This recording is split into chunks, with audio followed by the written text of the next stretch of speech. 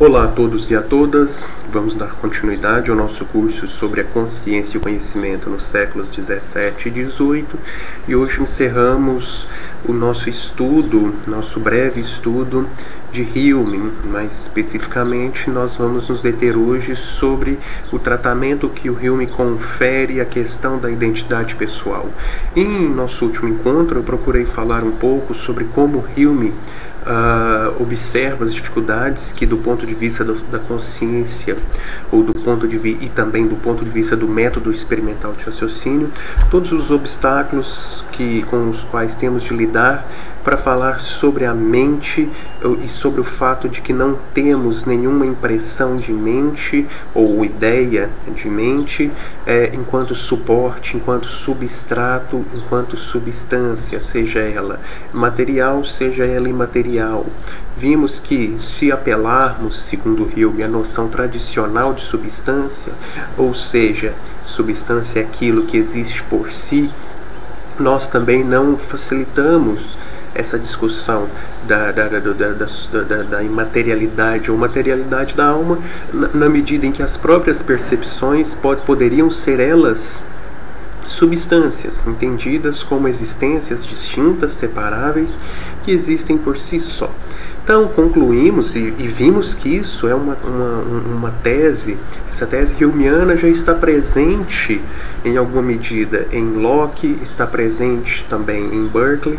Nós vimos que toda filosofia, pelo menos essa é uma conclusão que eu imagino que a partir da leitura desses autores, é que o método experimental de raciocínio, que parte da observação estrita dos fatos mentais, não nos permite falar de uma mente para além do campo desses estados conscientes, sejam eles ideias, sejam eles impressões, sejam eles percepções. Nós não somos capazes, nós não podemos falar com certeza sobre isso que estaria para além do campo desses conteúdos mentais de que estamos conscientes. Hoje eu encerro, portanto, a discussão da filosofia humeana com a sua célebre teoria da identidade pessoal, um dos capítulos ou das seções mais conhecidas do Tratado da Natureza Humana, que é a sexta seção da parte 4 do livro 1, intitulada da Identidade Pessoal, que é a seção imediata, que vem logo na sequência, depois da seção da imaterialidade da alma. Então ali nós encontramos, a meu ver, uma abordagem psicológica da parte de Hume da identidade pessoal. Então, no tratado, e essa é uma aproximação minha do texto do Hume, então, no tratado, Hume pretende explicar o processo de formação de algumas crenças compartilhadas pelos seres humanos. Então, na parte 3 do livro 1 do tratado, nós vemos o Hume discutir a origem da crença causal e como os seres humanos são levados à crença causal. Na seção 2 da parte 4, a célebre seção do ceticismo quanto aos sentidos, nós vemos o Hume também tentar explicar a origem de nossa crença na existência contínua e distinta dos objetos do mundo externo. A crença na existência de um mundo externo distinto de nossas percepções. Então, essa seria a maneira psicológica do Hume de abordar a questão.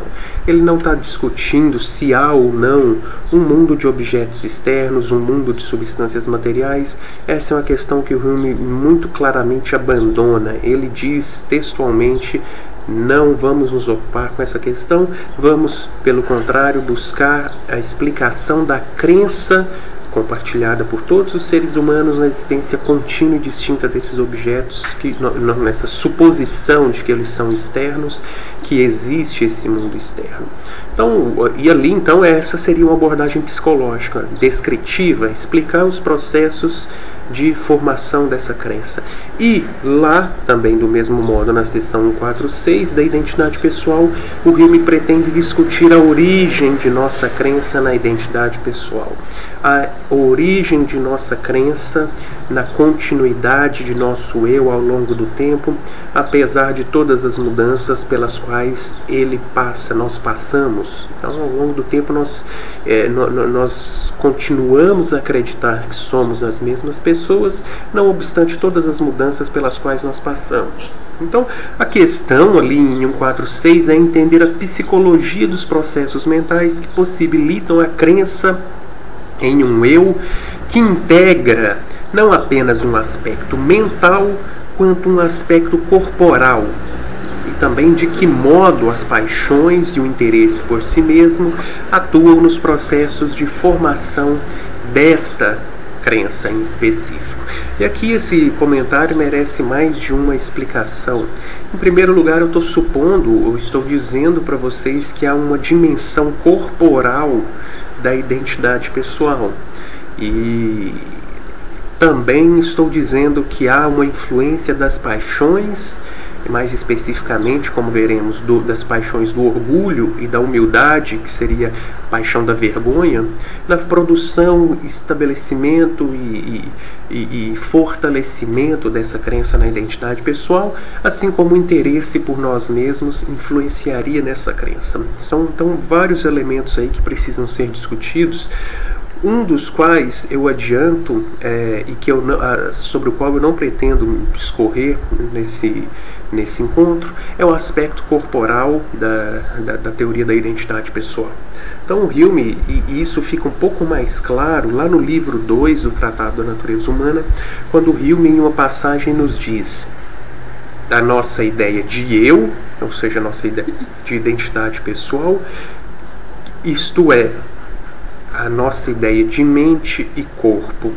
Então ali no livro 2, o Hume parece sugerir que a ideia que temos de nós mesmos compreende tanto uma dimensão mental, ou seja, aquela dimensão das nossas lembranças, dos nossos gostos, das nossas preferências, dos nossos valores, daquilo que nós acreditamos ser desse ponto de vista mental e afetivo, nossos sentimentos e paixões, e também um aspecto corporal, ou seja, nós acreditamos que somos também um corpo.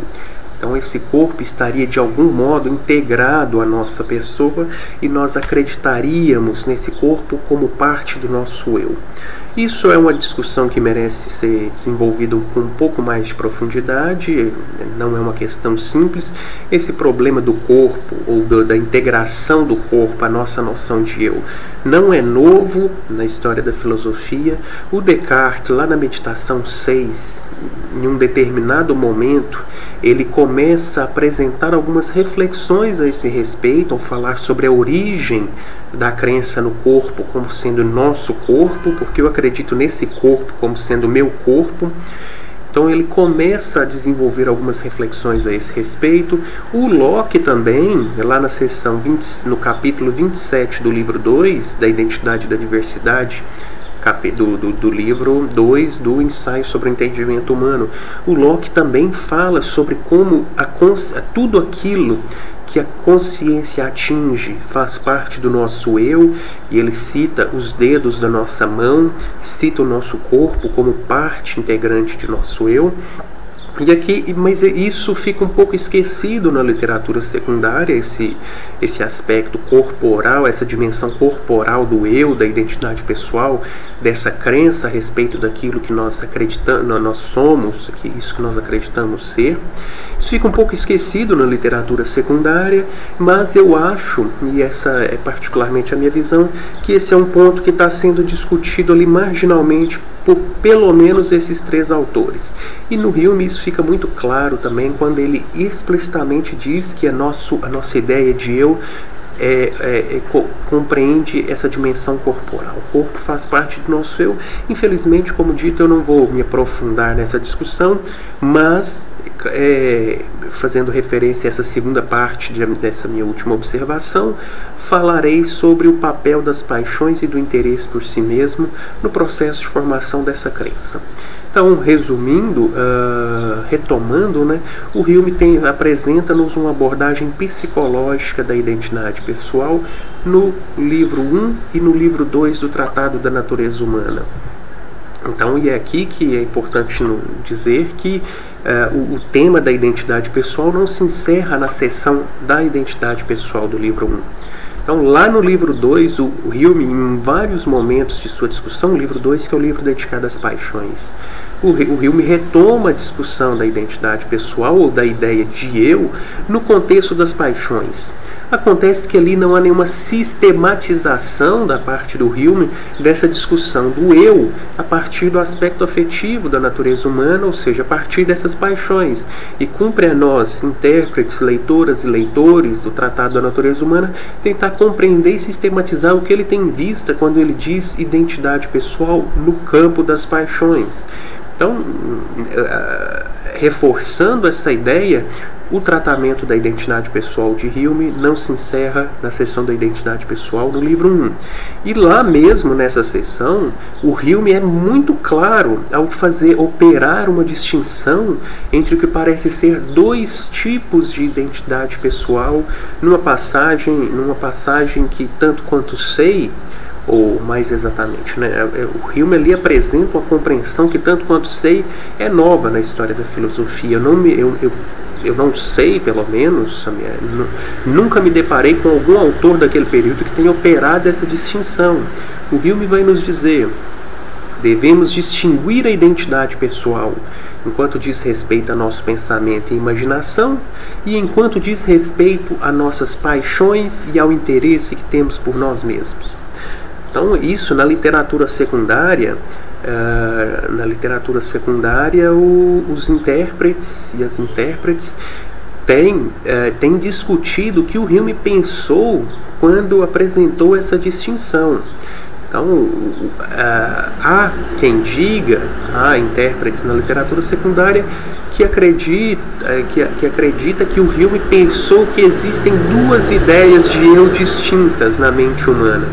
Uma ideia de eu produzida pela imaginação, pelo pensamento, e uma outra ideia produzida pelas paixões e pelo interesse próprio. Então haveria assim duas ideias de eu na mente humana, cada uma delas devido a um aspecto diferente de nossa natureza. Eu particularmente não acho que essa seja a leitura correta, porque a meu ver, essa distinção é apenas metodológica. Então, eu entendo que o Hume quer dizer tão somente que nós podemos falar sobre a identidade pessoal da perspectiva do pensamento e da imaginação e da perspectiva das paixões e do interesse próprio. Não que esses aspectos distintos da natureza humana produzissem ideias distintas de eu, de identidade pessoal, de pessoa. Não. Na investigação filosófica rigorosa, nós podemos separar entre os processos da imaginação que produzem essa crença, que nos levam à formação dessa crença, e os processos das paixões que também contribuem para a formação dessa crença. Então, neste caso, a distinção seria antes metodológica, tendo em vista que Hume não pretende investigar o aspecto afetivo da natureza humana, ou seja, as paixões, senão no segundo livro de sua obra. Então, antes de ser uma distinção radical, é apenas uma distinção metodológica. E radical, eu quero dizer por isso uma distinção, uma distinção real entre uma ideia de identidade pessoal que diz respeito ao pensamento e à imaginação e uma ideia de identidade pessoal que diz respeito às paixões e ao interesse próprio. Então, não há uma distinção real, radical entre uma e outra ideia. É a mesma ideia de eu, mas que pode ser considerada a partir de dois aspectos distintos. No livro 1, na seção da identidade pessoal, o Hume vai considerar o aspecto, claro, imaginativo, o papel da imaginação e do pensamento para a formação dessa ideia. Quando o Hume adentra o livro 2, ali sim ele pode fazer algumas reflexões sobre o modo como o orgulho e a humildade em específico e o interesse próprio atuam sobre essa ideia criada na imaginação. Então essa pelo menos é a minha aproximação do texto humiano. Como dito, há intérpretes que discordam disso, não é unânime na literatura secundária. Uma passagem, então a meu ver, há uma passagem no livro 2 em que isso fica muito claro, que o Hume, ao falar da ideia de identidade pessoal no âmbito das paixões, ele está retomando a discussão daquela ideia que é devida ao pensamento e à imaginação. Ele nos diz na primeira parte, na seção 2 da primeira parte do livro 2, é evidente que o orgulho e a humildade, embora diretamente contrários, têm o mesmo objeto. Esse objeto é o eu, ou seja, aquela sucessão de ideias e impressões relacionadas, de que temos uma memória e consciência íntima. É aqui que se fixa nosso olhar sempre que somos movidos por uma dessas paixões. Então, passagens como essa me levam a supor que o Hume está retomando aquela ideia de eu produzida pela imaginação que ele discute na seção da identidade pessoal no âmbito das paixões, e não que essas paixões, o orgulho e a humildade, produzam uma nova ideia de eu.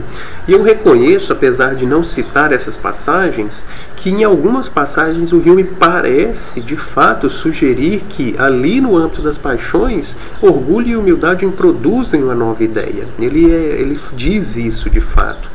Contudo, reunindo um outro conjunto de evidências dentro das quais eu aponto essa passagem, nós podemos ver que o Hume, na verdade, está falando sobre uma ideia de eu criada na imaginação e que surge novamente no âmbito das paixões. E veremos também que a própria psicologia dos processos mentais que nos levam a acreditar no eu faz mais sentido, é mais coerente quando supomos que existe uma ideia de eu criada na imaginação e retomada no âmbito das paixões. Então, mais ou menos intuitivamente, eu quero dizer, parece mais coerente nós dizermos que nós só sentimos orgulho e humildade quando nós já temos previamente uma ideia de eu. Então, eu já acredito que sou algo contínuo, uma mesma pessoa ao longo do tempo, e devido a essa crença, nessa ideia de eu criada pela imaginação e o pensamento, eu sou capaz de me orgulhar daquilo que está conectado a mim, meus feitos, meus objetos materiais, etc. Então, por isso, muito em virtude dessa compreensão, dessa intuição, disso que parece intuitivo, eu julgo que essa distinção, portanto, não é radical entre uma ideia de identidade pessoal referente ao pensamento e à imaginação e uma ideia referente às paixões e ao interesse próprio. Então, eu inicio essa discussão com uma discussão da identidade pessoal referente ao pensamento e imaginação, que é a discussão que o Hume desenvolve na seção 146 do Tratado da Natureza Humana, do livro 1, que é a seção intitulada da identidade pessoal. Então, nessa seção, o Hume procura seguir o preceito, e esse é um preceito que é estabelecido bem no início do Tratado da Natureza Humana, de que a investigação da natureza humana deve se iniciar pelas ideias, e só na sequência ele irá considerar as paixões que surgem dessas ideias. Então, por uma questão metodológica, o Hume se ocupará apenas com as ideias no livro 1, de modo a desconsiderar, ainda que apenas inicialmente, o aspecto afetivo da natureza humana, qual seja as impressões secundárias ou as impressões de reflexão, que, grosso modo, são as paixões. E só no livro 2 é que o Hume se ocupará em discorrer sobre as paixões, refletir sobre as paixões, e lá, portanto, que ele falará desse aspecto afetivo da questão da identidade pessoal. Então, o Hume inicia a sua investigação na seção do 146 observando que, diferentemente do que sugerem alguns filósofos, não existe uma ideia de um eu simples e invariável na natureza humana, que pudesse ser a origem dessa crença. Então, o Hume vai negar veementemente essa visão filosófica que sustenta a existência de um eu dotado de identidade e simplicidade perfeitas. Então ele abre a sessão nos dizendo: há filósofos que imaginam estarmos em todos os momentos intimamente conscientes daquilo que denominamos nosso eu, que sentimos sua existência e continuidade de sua existência e que estamos certos de sua perfeita identidade e simplicidade, com uma evidência que ultrapassa a de uma demonstração. E aqui na literatura secundária nós encontramos os intérpretes dizendo que esses filósofos a que o Hume está se referindo podem ser Spinoza, podem ser Descartes, podem ser esses filósofos de tradição racionalista que supõem, segundo esses intérpretes e segundo Hume, que então defenderiam que nós estamos conscientes de uma ideia de um eu que é simples, ou seja, que não é composto de partes e que é perfeitamente idêntico. Essa noção, então, que de eu, que o Hume examina inicialmente, se caracterizaria por existir ininterruptamente ao longo do tempo, não estando sujeita, essa ideia de eu, ou esse eu não estaria sujeito a qualquer tipo de modificação. Então, portanto, ele apresentaria uma identidade perfeita e por não ser composto por nenhuma parte. Então, ele existiria ininterruptamente, não se modificaria e não seria composto por nenhuma parte. Esse seria o eu que, segundo o Hume, alguns filósofos defenderiam a existência. É claro que essa não é a posição do Hume a respeito do eu, da identidade pessoal, porque a experiência não nos vai permitir dizer que esse eu existe, que nós não temos consciência de nenhuma ideia de eu que apresenta essas características de existir ininterruptamente, de ser perfeitamente simples e perfeitamente idêntica. Então não é possível sustentar a realidade do eu contínuo e imutável e perfeitamente simples, do qual se estaria supostamente constantemente consciente. E a razão dessa recusa reside em uma impossibilidade da experiência fundamentar a existência desse eu. Ou seja, nós não temos, lembrando aqui os compromissos empiristas do Hume, nós não temos uma ideia de eu como algo contínuo, imutável e perfeitamente simples. Lamentavelmente, todas essas asserções positivas desses autores, que parecem ser os autores de tradição analítica, racionalista, como Descartes e Spinoza, todas essas asserções positivas contradizem essa própria experiência que é invocada a seu favor. E não possuímos nenhuma ideia de eu da maneira aqui descrita. E aqui, mais uma vez, o Hume faz valer o seu princípio da cópia. Para que nós possamos falar legitimamente sobre uma ideia, nós precisamos ter antes uma impressão de que essa ideia seria derivada. E, então, nossa ideia de eu contínuo, imutável e simples deveria ser antecedida, essa sua ideia, por uma impressão. E o Hume se pergunta: de que impressão poderia ser derivada essa ideia? E a sua resposta é negativa. Não há nenhuma impressão que seja caracterizada por existir ininterruptamente, ou seja, nós deveríamos senti-la todo o tempo. Ela também não é imutável, não existe nenhuma das nossas impressões que sejam imutáveis e perfeitamente idênticas, como exigiria, ou como seria preciso que essa impressão fosse, para que nós pudéssemos falar em uma ideia de eu tal como esses autores de tradição racionalista dizem existir.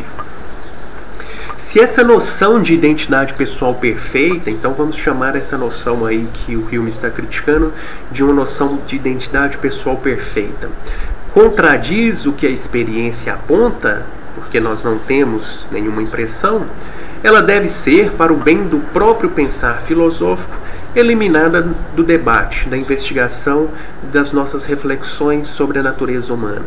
E para que isso possa ser feito, Hume não necessita de uma longa cadeia de raciocínios, e de fato aqui ele não precisará argumentar abundantemente contra a existência dessa noção. É suficiente que ele faça uso de um dos princípios fundamentais de sua filosofia, que é o princípio da cópia, né? Já dito algumas vezes ao longo de minhas exposições sobre filosofia humeana. Este princípio é o instrumento por meio do qual o filósofo pretende rejeitar todas aquelas obscuras noções que não fazem referência à experiência.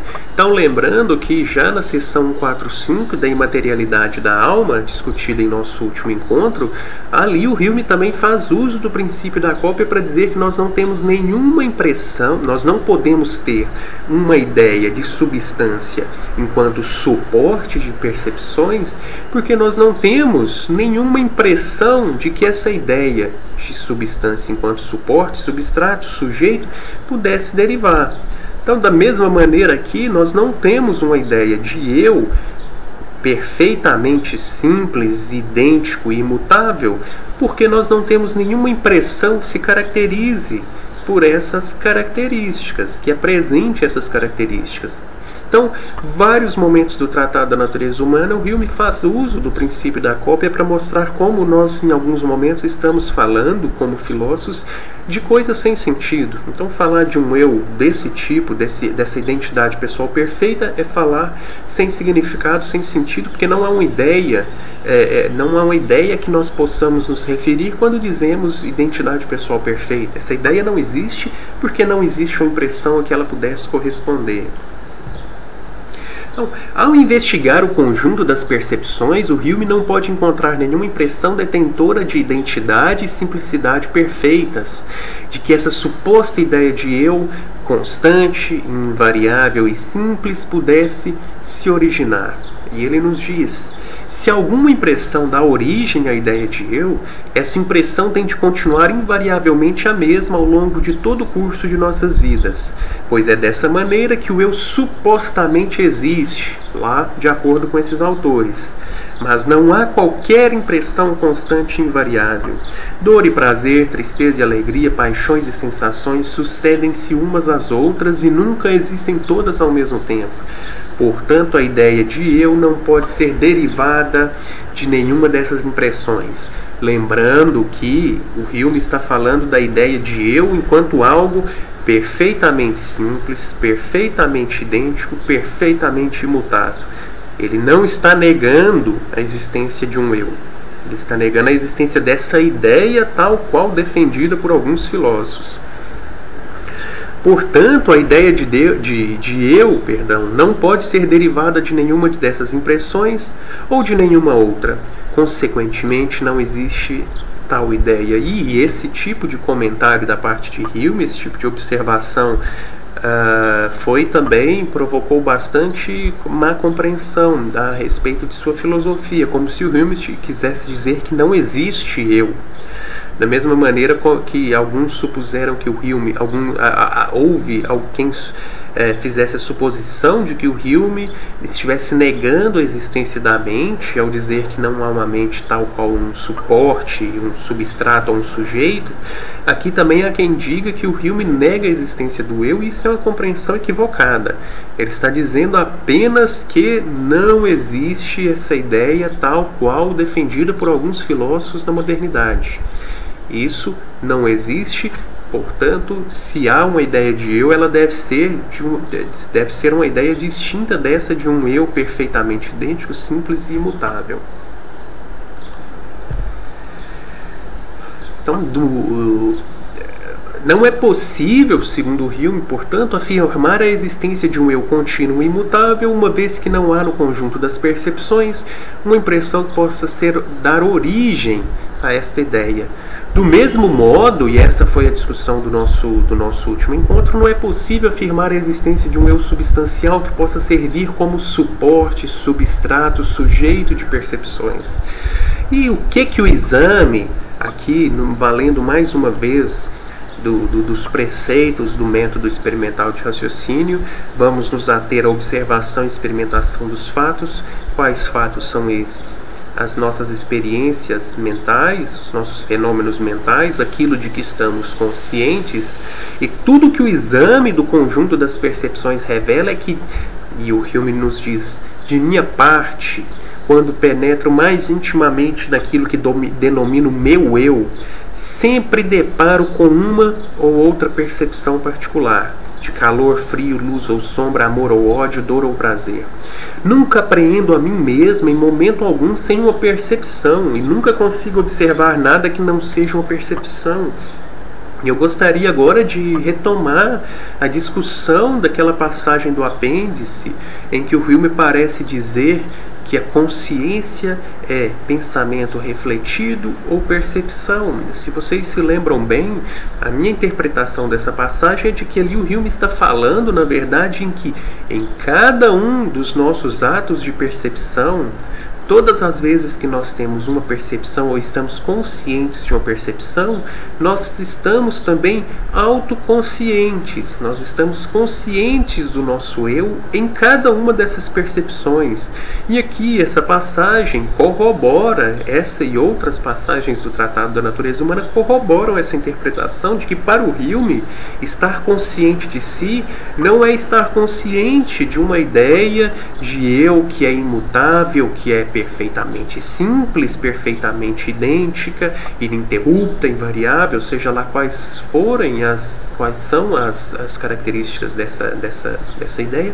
Isso não é estar consciente do eu, porque essa ideia não existe. Quando nós estamos conscientes de nós mesmos, sabemos de nossa própria existência, quando percebemos. Então é ao perceber o calor, o frio, a luz ou sombra, quando somos afetados por uma paixão do amor ou pela paixão do ódio, quando temos prazer ou dor, é nesses casos que nós estamos apreendendo a nós mesmos. Então, cada ato particular de percepção revela a nossa própria existência, revela o nosso eu. Então, e esse, segundo Hume, é o limite do que é possível afirmar a partir de uma filosofia fundada sobre a observação e experimentação das impressões e ideias da mente. Num olhar atento para o conjunto das percepções, mostra que essa mente não é, e eu cito Hume, senão um feixe ou uma coleção de diferentes percepções que se sucedem umas às outras com uma rapidez inconcebível e estão em perpétuo fluxo e movimento. Então, essa é a nossa noção de mente do ponto de vista da filosofia experimental. Se há algo para além disso, nós não podemos dizer, porque isso está além do campo da observação. Se há um sujeito, se há uma substância material ou imaterial, se há um suporte para essas percepções, se existe esse algo que está consciente, nós não podemos saber, porque fica fora da alçada da filosofia, da verdadeira filosofia, pelo menos, que é aquela filosofia que é baseada na observação e experimentação dos fatos mentais.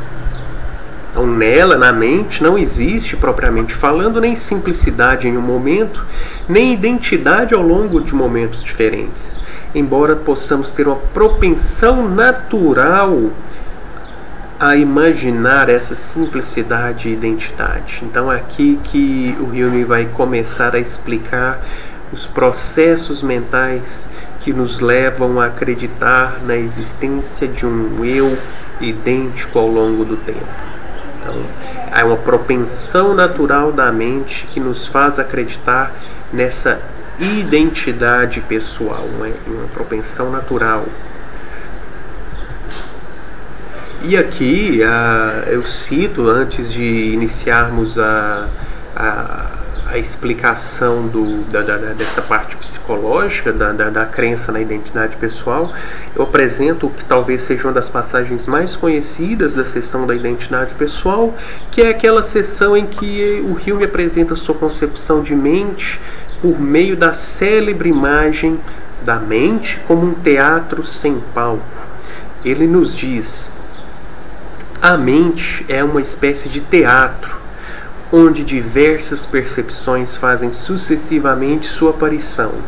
Passam, repassam, esvaem-se, se misturam em uma infinita variedade de posições e situações. Mas a comparação com o teatro não nos deve enganar. A mente é constituída unicamente pelas percepções sucessivas e não temos a menor noção do lugar em que essas cenas são representadas ou do material de que esse lugar é composto. Eu já havia citado essa passagem em nosso último encontro para dizer que aqui o Hume não está negando que a mente seja algo para além desse campo das percepções, que a mente seja de fato um teatro, que seja de fato um palco. Ele está dizendo só que nós não temos noção desse lugar onde as percepções atuam, onde as percepções se apresentam, onde os atores se apresentam. O teatro sem palco é uma concepção derivada do método experimental de raciocínio. Partindo da observação e da experiência, experimentação dos fenômenos mentais, eu tenho acesso tão somente aos atores, representando. O teatro, ou o palco onde isso aconteceria, eu não sei se ele existe. Pode ser que ele exista, pode ser que ele não exista, pode ser que ele seja material, pode ser que ele seja imaterial. Isso nós não sabemos, e como bons filósofos que estamos atentos ao método experimental de raciocínio, nós não vamos nos pronunciar a esse respeito. Então essa é uma analogia, essa imagem do teatro sem palco serviu para criar-se um preconceito, ou pelo menos uma compreensão equivocada da filosofia humeana sobre o Hume está dizendo que não há mente, sobre o Hume está dizendo que não há eu, e na verdade eu não acredito que o Hume seja tão negativo a respeito desse tipo de conhecimento. O Hume está nos mostrando apenas os limites do nosso conhecimento no que diz respeito à natureza humana, no que diz respeito aos nossos fenômenos mentais e os processos que explicam esses fenômenos. Então essa pelo menos é a minha aproximação do texto humeano. Os limites que determinam um campo de investigação filosófica não permitem dizer se há um lugar determinado, um palco, no qual as percepções como atores possam se apresentar. Não há um indício da existência desse palco no âmbito da experiência, que é tão somente o conjunto de nossas percepções, ainda que um tal lugar possa existir. Sabe-se tão somente, e nada pode ser afirmado além disso, que percepções distintas se apresentam sucessivamente. Um sentimento de prazer pode ser seguido, por exemplo, por uma sensação de dor, que por sua vez pode desaparecer, dando lugar a uma outra sensação de prazer, e assim por diante. A teoria do feixe de percepções, portanto, é uma implicação direta do método de investigação adotado pelo filósofo no exame das operações e conteúdos da mente. E nesse ponto da seção da identidade pessoal, o Hume muda o foco da investigação. Se nós não podemos falar sobre o palco em que as percepções se apresentam, se não há maneiras de se falar de um eu idêntico, simples, ininterrupto, imutável, do ponto de vista da experiência, o Hume precisa explicar, no entanto, por que nós acreditamos na identidade do nosso eu. Nós acreditamos que somos as mesmas pessoas ao longo do tempo, apesar de não existir essa ideia de um eu idêntico ao longo do tempo, que não se transforma ao longo do tempo. Então, não obstante essa constatação acerca da impossibilidade de se afirmar a existência de um eu contínuo e imutável, porque nós só nos apreendemos por meio de cada uma de nossas percepções, mas essas percepções são distintas umas das outras, então nós teríamos ali, na verdade, vários eus, se formos pensar dessa perspectiva. Acontece que nós não pensamos ou nós não acreditamos, nós tampouco agimos como se acreditássemos nisso, que nós somos cada uma desses eus que são apreendidos em cada uma das percepções particulares. Então nós acreditamos na identidade de nossas pessoas, nós acreditamos que somos as mesmas pessoas ao longo do tempo, apesar de todas as mudanças pelas quais nós passamos. Então o Hume precisa explicar, visto que ele reconhece que os seres humanos, perdão pelos homens, os seres humanos acreditam naturalmente na identidade de sua pessoa. Então o Hume reconhece isso. Então isso é um fato natural de nossa natureza, acreditar na identidade de nossas pessoas. Então é preciso explicar. Então o Hume precisa investigar a origem dessa crença, dessa propensão a atribuir uma identidade a um feixe de percepções distintas. Essas percepções são todas distintas, mas não obstante nós acreditamos, nós temos a crença na identidade do eu. Então essa crença será explicada pelo Hume a partir da união de ideias decorrente dos princípios de associação, a saber, os princípios de semelhança e causa e efeito. Então eu não vou me ocupar em explicar isso detidamente, tendo em vista o adiantado da hora, já devemos estar próximos de 1 hora de exposição. Mas o Hume acredita que a existência desses princípios associativos na natureza humana, em específico a semelhança entre as nossas percepções e as relações causais estabelecidas entre essas percepções, produzem uma propensão de nossa mente ou de nós de atribuirmos essa identidade a esse feixe de percepções distintas, como se elas estivessem conectadas e formassem assim o mesmo eu, a mesma identidade pessoal. Então, o Hume vai observar que são esses princípios de associação do mundo ideal que unem as ideias na imaginação de modo a construir uma ideia fictícia de identidade pessoal. Então, aqui fictícia, o Hume quer dizer apenas que o nosso eu, ele não é idêntico. É uma ficção nós supormos que nós somos o mesmo eu ao longo do tempo, que nós possuímos uma identidade pessoal. Isso é uma ficção, mas ele não quer dizer que não exista um eu. Ele quer dizer apenas que esse eu, ele é variável, ele é descontínuo, ele é mutável, ele não é simples, ele é composto. O nosso eu, na verdade, é esse eu do conjunto das percepções, que é esse eu que é apreendido em cada uma das percepções particulares que estão conectadas de fato nesse feixe por semelhança e causa e efeito. Então, o eu humeano é um eu mutável, é um eu variável e é um eu que sofre interrupções, porque em alguns momentos de nossa vida nós deixamos de perceber, como quando estamos desmaiados ou quando estamos dormindo um sono profundo sem sonhos. Ali pode ser dito, nós como que deixamos de existir, o nosso eu é destruído, entre aspas, para na sequência seguir, passando o desmaio, passando o sono profundo, ele reaparecer. Estamos conscientes de percepções na sequência. Enfim, a meu ver, pelo menos, e essa é a minha interpretação do texto do Hume, então o Hume não está dizendo, ele está te chamando de ficção, então somente a identidade pessoal. Esse eu perfeitamente idêntico, simples, imutável, isso é uma ficção, e essa crença na identidade é uma ficção. Agora, que existe um eu, do ponto de vista da filosofia experimental, isso existe. É um eu complexo, um eu composto, um eu mutável, um eu variável, que deixa de existir, inclusive em alguns momentos de sua existência.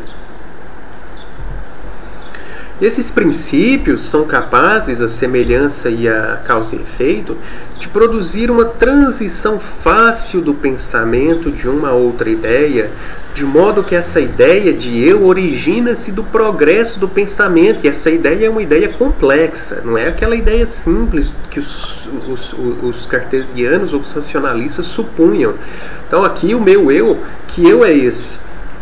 É o eu que gosta de determinado tipo de alimento, que gosta de determinado tipo de bebida, que tem um determinado gosto musical, que tem determinadas lembranças. Esse eu, que é um eu complexo, composto por várias percepções, isso é o eu do ponto de vista da filosofia experimental.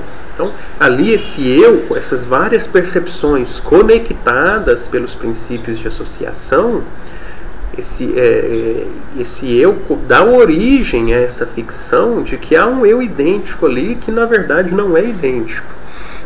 Então a mente desliza suavemente pela cadeia de ideias unidas por esses princípios associativos. E essa facilidade da mente de passar de uma outra ideia, de uma outra percepção, faz com que nós acreditemos que ali há um eu idêntico.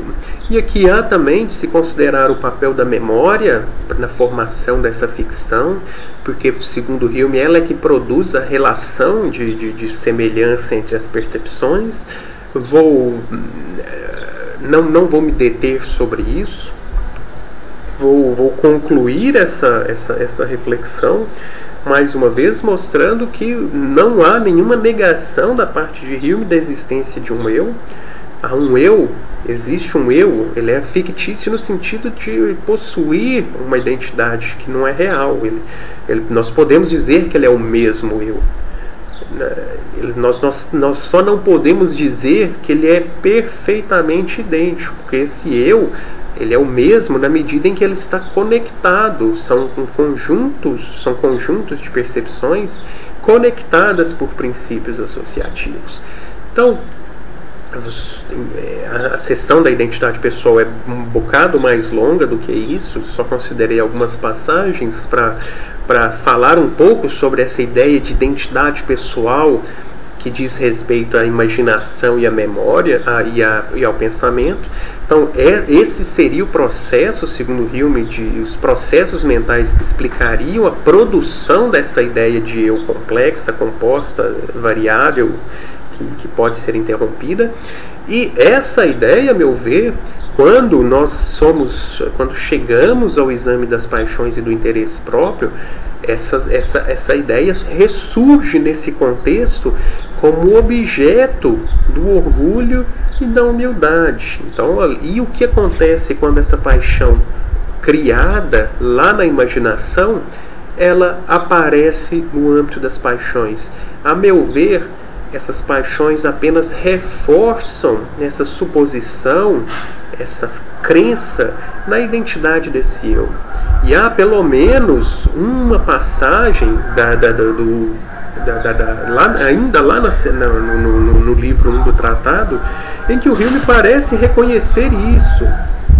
Então, lá na seção 146, o Hume vai nos dizer o seguinte: vista dessa forma, nossa identidade referente às paixões serve para corroborar aquela referente à imaginação, ao fazer que nossas percepções distantes influenciem umas às outras e ao produzir em nós um interesse presente por nossas dores ou prazeres passados ou futuros. Então, esse corroborar, eu entendo que o Hume aqui está nos dizendo que as paixões e o interesse, que também é uma paixão, o Hume define lá no livro 3 do tratado o interesse que nós temos por nós mesmos como uma paixão.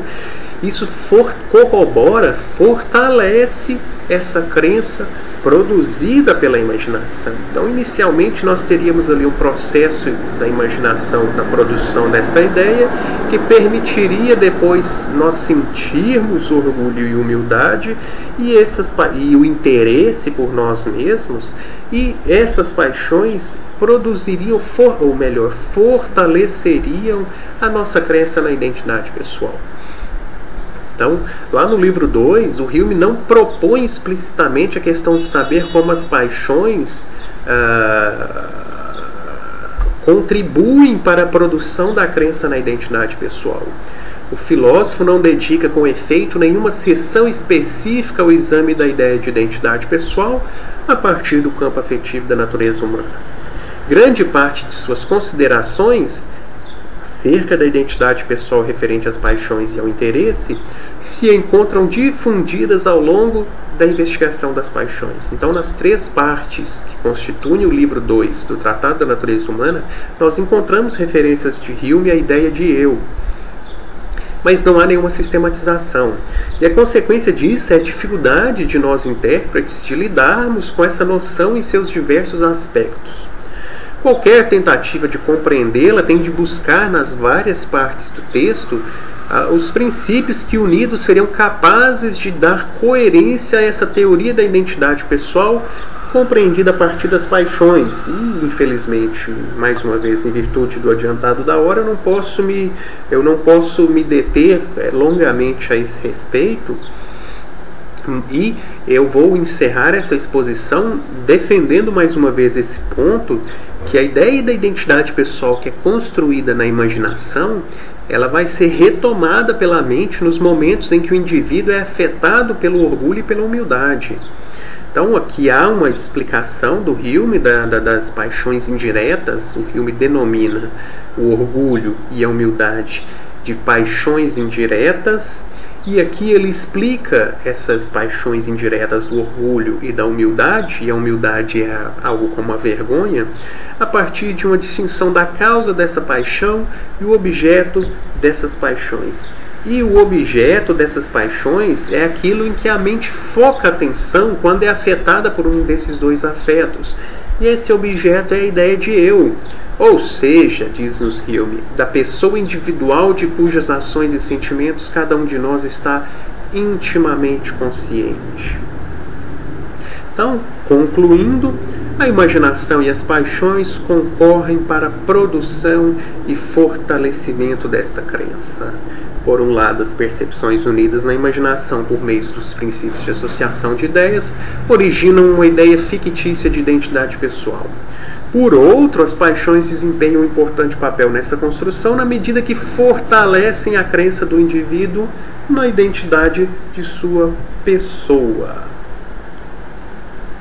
E eu encerro aqui, portanto, a minha exposição da teoria da consciência humeana, que não foi só uma exposição dessa suposta filosofia humeana da consciência, visto que, entre outros pontos, eu discuti a questão da autoconsciência, a questão do conhecimento da mente e a questão da identidade pessoal nessa perspectiva da filosofia experimental humeana.